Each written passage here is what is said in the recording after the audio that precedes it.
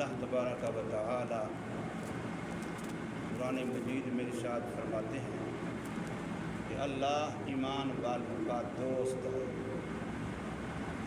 اور فرمایا وَهُوَ يَتَوَلَّى الصَّالِحِينَ، اللہ نیک لوگوں کا سرپرست ہے، نیک لوگوں کی رہنمائی اللہ خود آپ کرتا ہے۔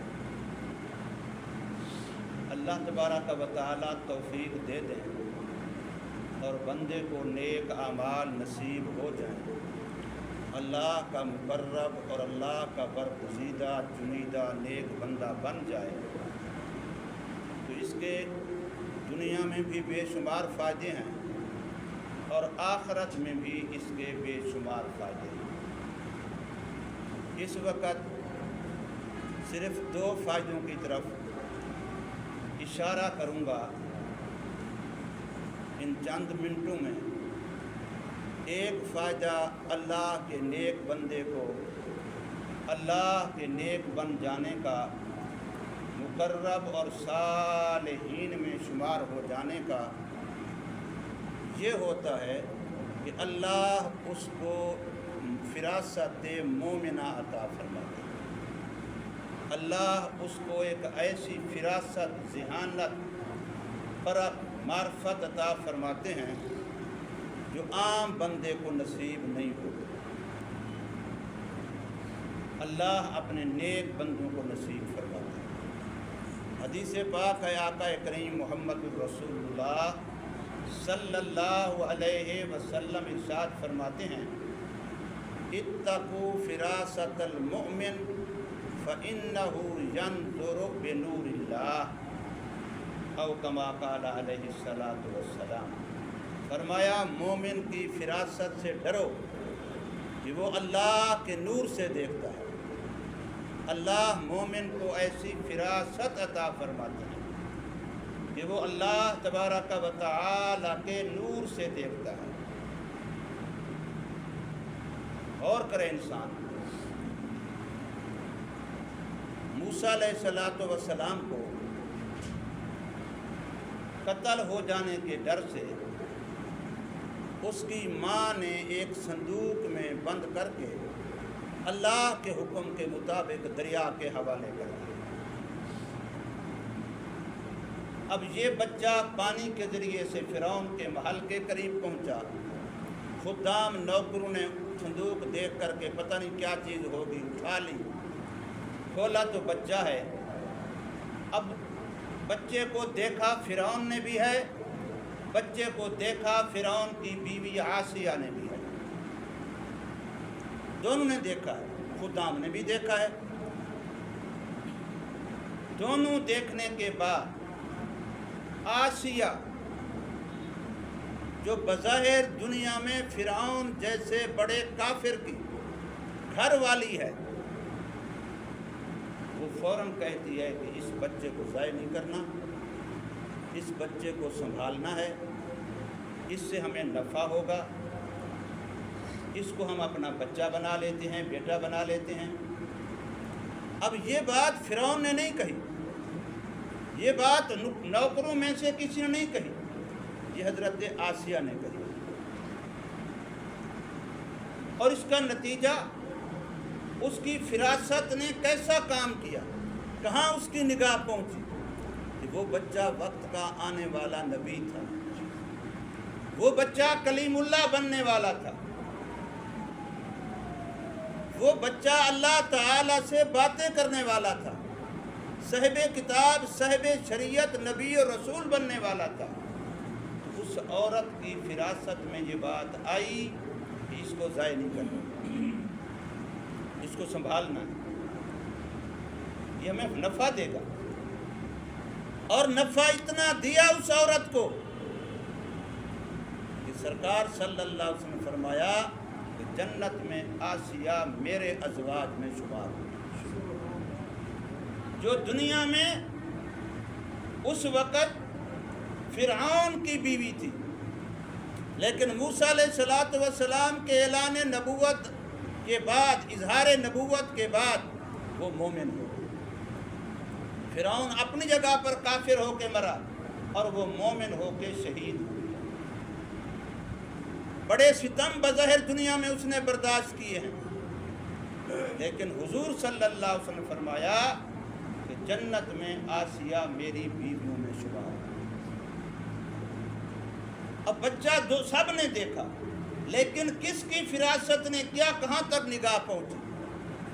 بالکل ایسے ہی دیکھ لیں، یوسف علیہ السلام مصر کی منڈی میں بک رہے، قافلے والے بیچ رہے ہیں، غلام ہے، ہم خرید کے لائے ہیں، کوئی خرید لے۔ اب ظاہر ہے کتنے خریدار ہوں، نوجوان ہے، حسین و جمیل ہے، با اخلاق ہے، سلیقے والا ہے، با ادب ہے، آخر ظاہر ہے وہ بھی بننے والا نبی تھا، نبی کا بیٹا تھا، نبی کا پوتا تھا، نبی کا پڑپوتا تھا، نسل در نسل نبیوں کی اولاد میں سے تھا، پھر خود نبی بننے والا تھا، کتنا حسین و جمیل، کتنا با اخلاق و با ادب، کتنے اس کے خریدار ہوں گے۔ عزیز مصر نے خریدا،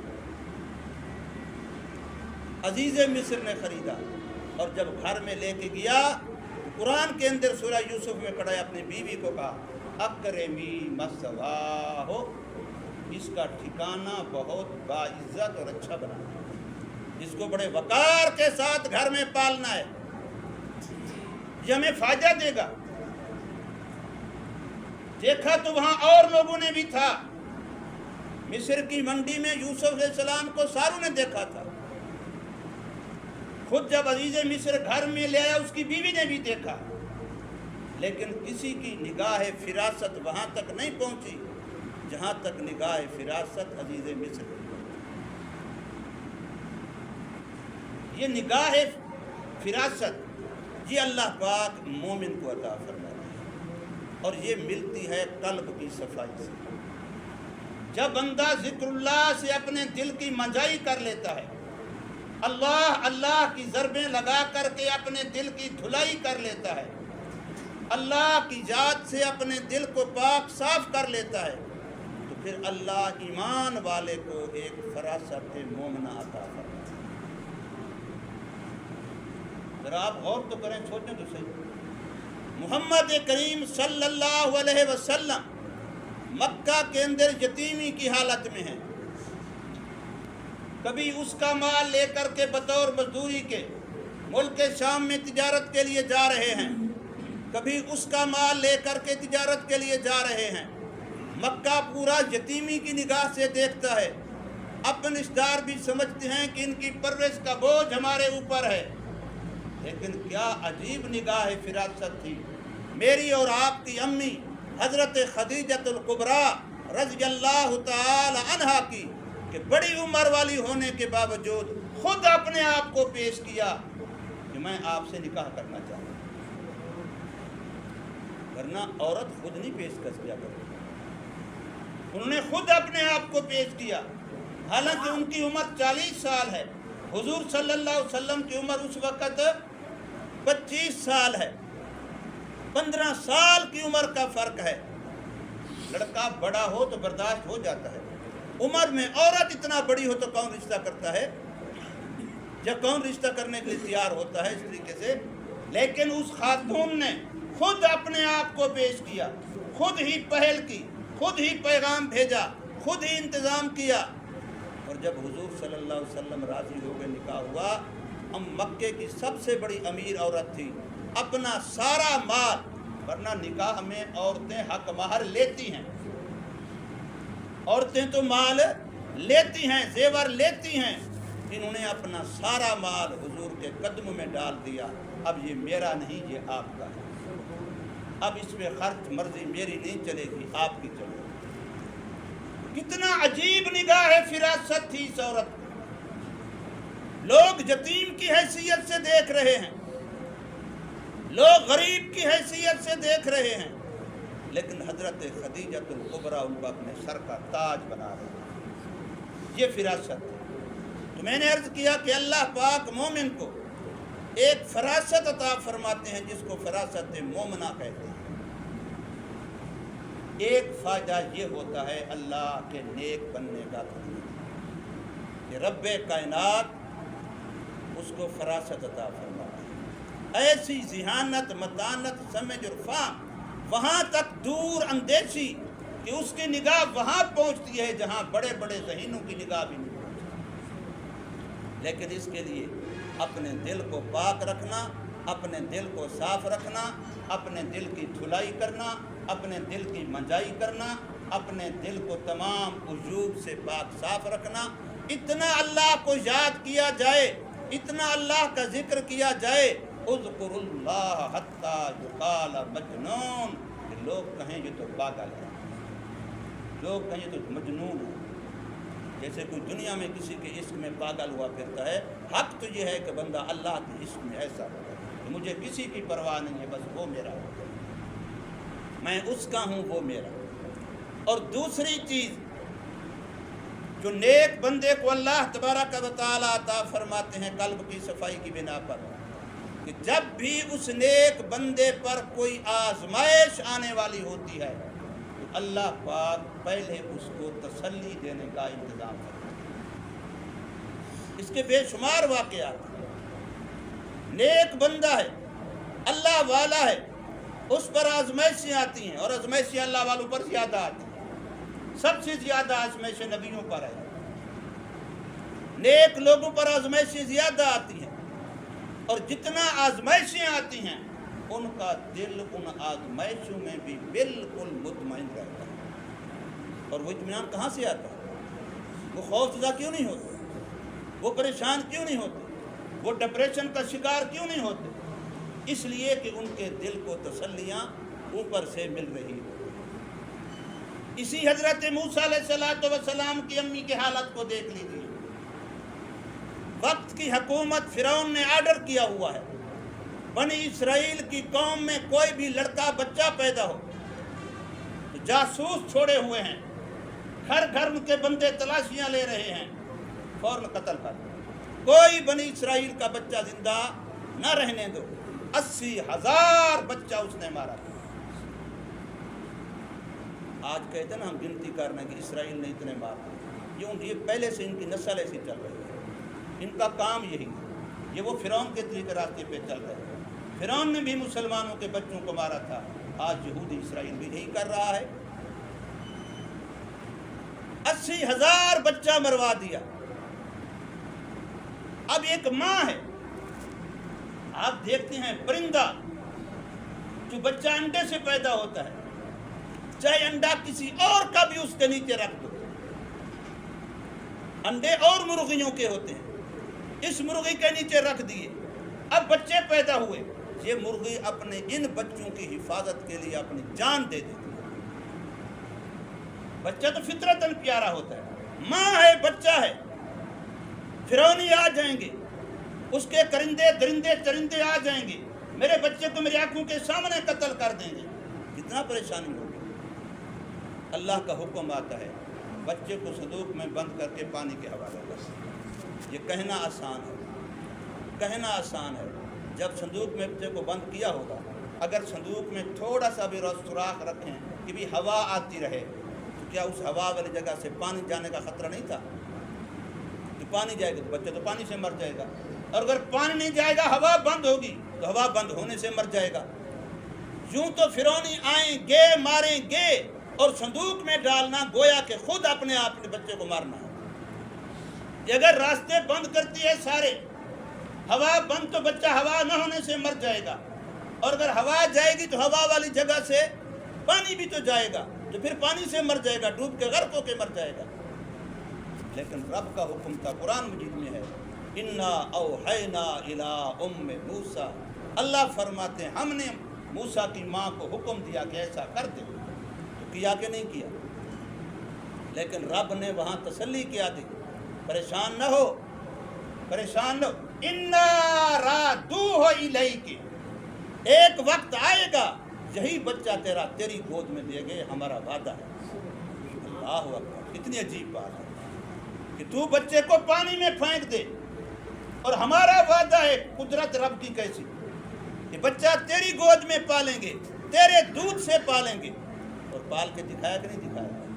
بچے اپنے کو دودھ پلا رہی ہے، تنخواہ فرعون سے لے رہی ہے۔ واہ میرا اللہ تیری قدرت، جو رب پہ اعتماد کرتا ہے، اللہ آزمائش آنے والی چیز خاتون پر، کہ بچے کو ریا کے حوالے کرنا کوئی آسان بات نہیں، لیکن رب نے تسلی دی کہ نہیں دی؟ یوسف علیہ السلام کو بھائی کنویں میں پھینکنے لگے، قرآن کے اندر کھڑا ہے،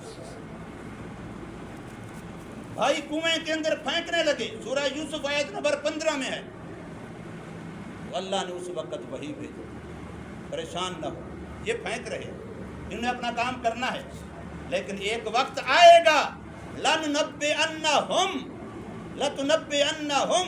آپ ان کو بتائیں گے، بِأَمْرِهِمْ هَذَا، کہ تم نے اپنے بھائی کے ساتھ کیا کیا تھا۔ ایک وقت آئے گا، میرا وعدہ ہے، پھینکنے سے تو مر نہیں جائے گا، تجھے بچاؤں گا بھی صحیح، تیرے بھائیوں کو سوالی بنا کے، محتاج بنا کے تیرے دروازے پہ لاؤں گا بھی صحیح، اور پھر تو ان کو بتائے گا کہ بتاؤ تمہارا ایک بھائی تھا، اس کے ساتھ تم نے کیا کیا تھا۔ لَتُنَبِّئَنَّهُمْ بِأَمْرِهِمْ هَذَا، قرآن مجید کہہ رہا ہے، ابھی پھینکا نہیں، اس وقت اللہ نے تسلیاں دے دی یوسف علیہ السلام۔ آزمائش آنے والی ہے، لیکن آزمائش میں گھبرانا نہیں، اللہ کے ساتھ تعلق قائم رکھنا ہے، اپنے دل کو پاک صاف رکھنا ہے، تو پھر رب نے وہ کر کے دکھایا کہ نہیں دکھایا؟ وہ کہہ رہے تھے کہ ہم کھوٹے پیسے لے آئے ہیں، ہمارے پاس پونجی ہے کسی بے بذات مزجات، کھوٹے بھی ہیں تھوڑے بھی ہیں، لہٰذا مہربانی کر ہمیں صدقہ دے دے، کہ قرآن میں ہے، سورہ یوسف میں ہے، وَتَصَدَّقْ عَلَيْنَا، آپ ہم پہ صدقہ کریں، ہمیں خیرات دیں۔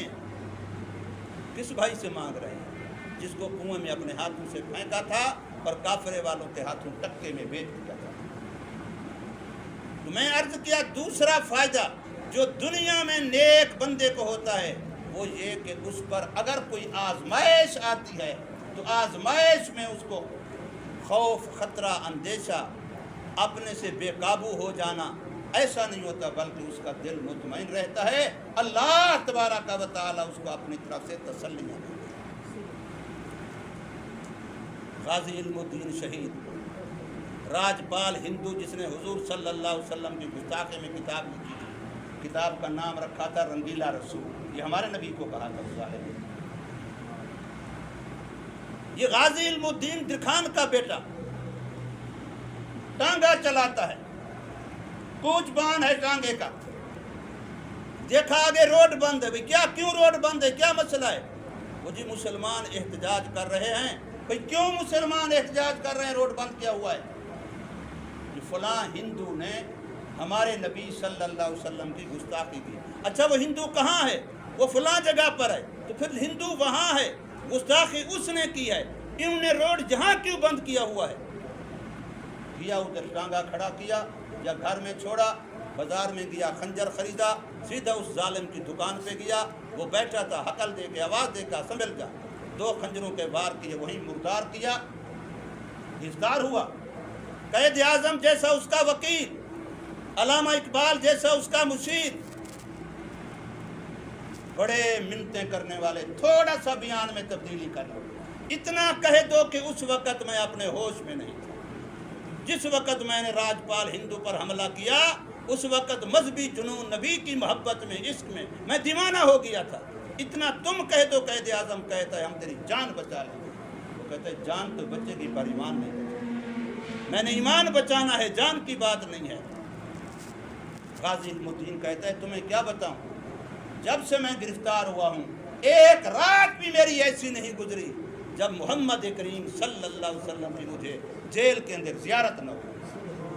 تم مجھ سے یہ دولت چھیننا چاہتے ہو، یہ تسلیاں کدھر سے آ رہی ہیں؟ امام مالک رحمہ اللہ، امام احمد بن حنبل رحمہ اللہ گرفتار ہیں، پیشی میں لے کے جا رہے ہیں، والدہ تک منتیں کر رہی ہے، بیٹا تھوڑا سا لفظوں میں تبدیلی کر لو، جان بچ جائے گی، بادشاہ بڑا ظالم ہے، مار دے گا۔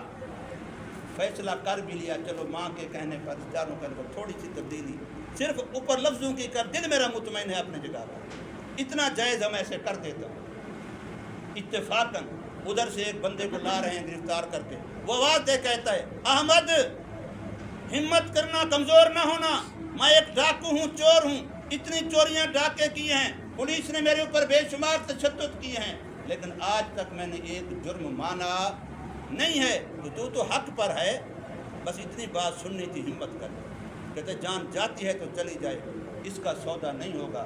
जनाजा जेल से निकला, उस वक़्त के लिहाज से 2 लाख आदमी उनके जनाजे में चले। तो मैंने अर्ज़ ये किया कि अल्लाह हमें नेक बना दे, नेक अमाल की तौफीक दे दे। अपने दिल की अल्लाह के ज़िक्र से धुलाई कर लीजिए, सफाई कर लीजिए, मनजाई कर लीजिए, अपने दिल को पाक कर लीजिए। तो कम अज़ कम, वैसे तो बेशुमार फ़ायदे हैं दुनिया के भी आखिरत के भी, लेकिन कम अज़ कम दुनिया के 2 फ़ायदे ये, एक तो अल्लाह फिरासत मोमिना अता फरमाते हैं, दूसरा अल्लाह पाक हर मुश्किल वक़्त में अपनी तरफ से तसल्लियाँ देते हैं। अल्लाह पाक हमें समझ